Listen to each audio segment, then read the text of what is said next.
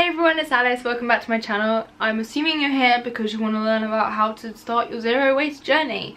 I am by no means zero waste myself, but I do have 8 easy tips that just brush the surface of how to begin a zero waste lifestyle. If you enjoyed today's video, make sure you like and subscribe, and if you have any questions, let me know in the comments below. So up first, recycle properly. Learn your local council's recycling policies, what can be recycled, what can't be recycled. Make sure you sort your recycling out properly if that's what your council wants you to do. Make sure you use your refuse bin as little as possible. Is that what it's called, a refuse bin? As much stuff in your normal bins as you can. Always recycle where possible and avoid things that aren't easily recyclable when you're doing a weekly shop. So leading on from that, avoid plastics and buy reusable where possible. So avoid plastic wrapping by using reusable vegetable bags like mesh bags or hessian bags that you can just reuse, put your loose vegetables in, or just keep your vegetables loose in a normal in your basket or your trolley, and then just put it in your reusable shopping bag. So tote bags are my best friend now. I have a tote bag on me wherever I go. I even have a spare one at work in case I go shopping while I'm at work. Yeah, so if you don't want to pay 5p for a plastic bag, don't pay 5p and just bring a reusable bag instead. But do avoid buying the reusable plastic bags, because while they do last longer, they also are not good for the environment either, because they're still made of plastic. Avoid plastic toothbrushes and razors. So you can get bamboo toothbrushes, which are great. Most of them have very little plastic in. You can get some of them on subscription. You can get some of them just from Amazon. There's a whole store in Bristol that's called Bamboo, and they have loads of bamboo clothing, watches, phone cases and toothbrushes. So you can, if you're lucky enough to have a shop like that, you can actually get them off the high street, but I would recommend getting them from Amazon or getting them on subscription. So something that's quite up and current at the moment is reusable straws. So get metal straws, or you can get bamboo straws, I believe, and paper straws. Paper straws obviously aren't reusable, they're single use, but they're better for the environment than your normal plastic ones. I have 2 metal straws that I take around with me now so that I don't have to use plastic ones. Always try and ask your bartenders to not put a plastic straw in there, because obviously it's very wasteful, and just pop your metal one in there. Most of the ones that I have come with a pipe cleaner. Some of them come with little carrier bags, fabric carrier bags with drawstrings on that just let you take it around nice and cleanly, and you can just clean them and things like that. They are very accessible, they're very cheap on Amazon as well. I think I got mine for like £4 or something. I got 8, maybe it wasn't 4 to £6, and I got 8. Use reusable containers. So I have bought glass Tupperware. The lids are plastic, however, so it is still not perfect, but it is still a lot less plastic. So this isn't saying get rid of everything that you own that's plastic. It's saying finish off what you have and then buy to replace. So if your plastic Tupperware is going to last for another 4 years, then fine. But if it's not and you need new ones, then buy glass ones instead. Another awesome thing with some companies like Lush is they have recyclable pots, and also solid conditioners and solid shampoo, solid deodorants, solid body washes, soap, and tins to put them in. So it's another company to look out for. Original Source also boast that they have recyclable packaging, so another company to look out for. And razors, so I am on my way to purchasing a safety razor. They look scary, but they are way better for the environment because they're just metal handle, metal blade. You just put the blade in and you take it out again. Razors are really hard to recycle. Even if you have a metal handle and you put on new disposable ends, they're still disposable, and because there's so much going on in them, they're not very recyclable. So there's like plastic, there's like strips that condition your skin as you use them and things like that. They're not ideal. So a safety razor is the next thing on my purchase list.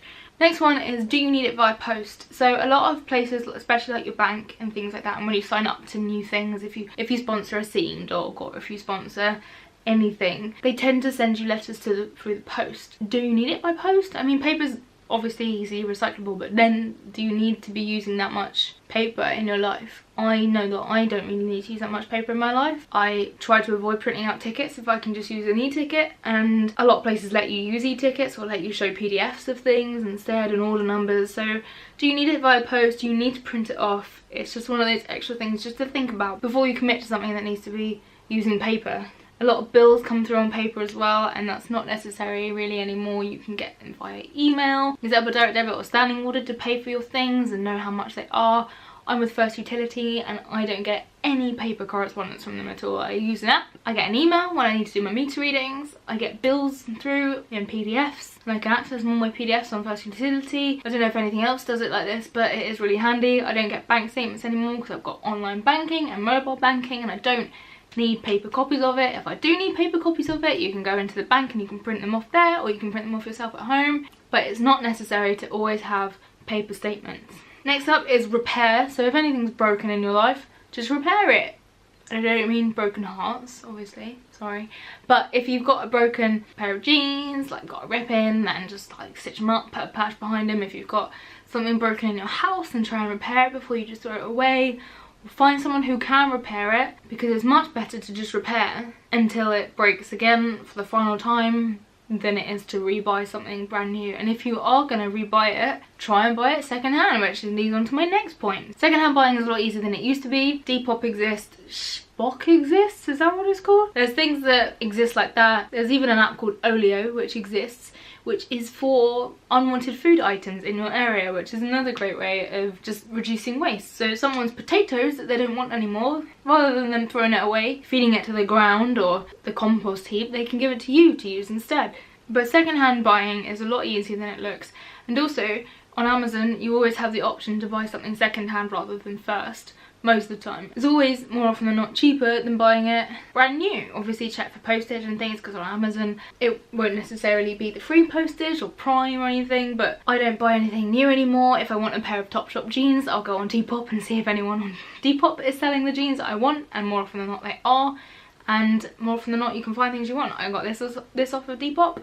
It's quite easy to find things that you like, and a lot of people are selling current fashion things on there. Next one is bulk buy. So bulk buying is easier said than done. It's very easy if you have a Costco membership, but also places like Sainsbury's do sell massive bags of pasta for not much money at all. If you need to buy something in plastic, bulk buy it, because it will be better that way for the environment, because there won't be as much waste from it. There are some shops that are open now that you can just go and use refillable things, so you can just take a pot down, take a jar down, take an old plastic container down, refill it with stuff that you want, and then buy it that way. So you're not getting rid of the plastic, you're reusing the plastic and you're making use of it. Same thing with cleaning products. If you want to stop buying cleaning products in plastic bottles, then you can just start making your own cleaning solution and putting them in your old plastic bottles, and then you don't have to throw them away, because it's most likely not recyclable. Recycled toilet paper and kitchen paper. So we went through a phase of buying, we bought some bamboo kitchen roll, bought 100 sheets of bamboo kitchen roll, which are really great, but they do end up running out. So you wash them in the washing machine whenever you can get like 30 uses out of one cloth. There are places that exist in the internet, like Who Gives a Crap. They offer bamboo toilet paper, or recycled toilet paper and recycled kitchen roll, and also recycled everyday tissues. Who Gives a Crap donate 50% of their profits to countries that need toilets, and they help build them over there. They donate so much of their money, and all of the paper you can buy from them is not made directly from trees straight away. It's all recycled, or it's all from bamboo. It doesn't cause any tree deforestation buying recycled toilet paper, but it's actually really decently priced, and it comes to your door as frequently as you want it to come to your door.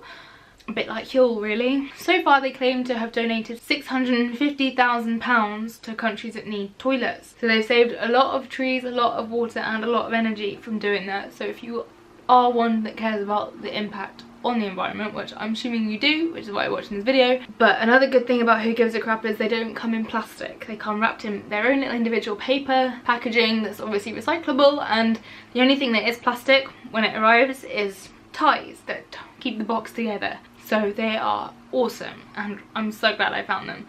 Thank you, Instagram adverts. My final thing is for menstrual options.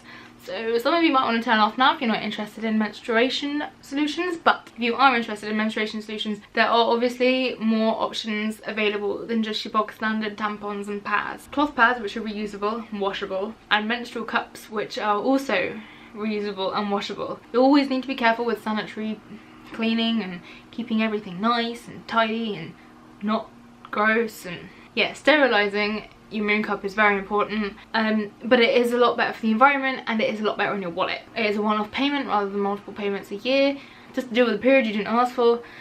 I've not dealt with cloth pads before, but I do know people who do deal with cloth pads and they like them as well. There's also a fantastic brand called Thinx, and they make washable period pants. They're really useful for when you're not sure if you're going to start that day, or if you've got spotting. They're the closest thing to cloth pads that I've used so far. It all depends on your personal preference with menstruation, but menstrual cups are my go-to. So yeah, there are my 8 tips on how to start your journey into a zero-waste lifestyle.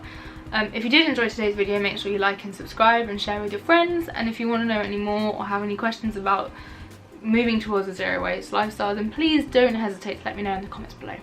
Thanks, bye!